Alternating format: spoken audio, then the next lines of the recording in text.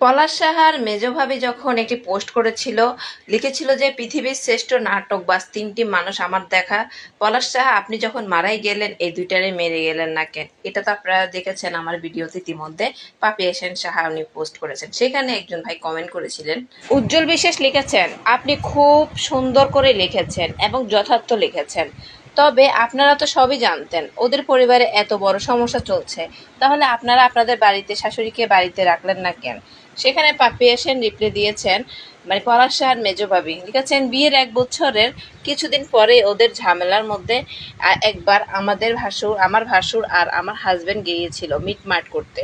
তখন আমার ভাসুর শাশুড়িকে নিয়ে আসতে চাইছিল, পলাশ কোনোভাবে তার মাকে আসতে দেয়নি। এখানে কার কি করার আছে?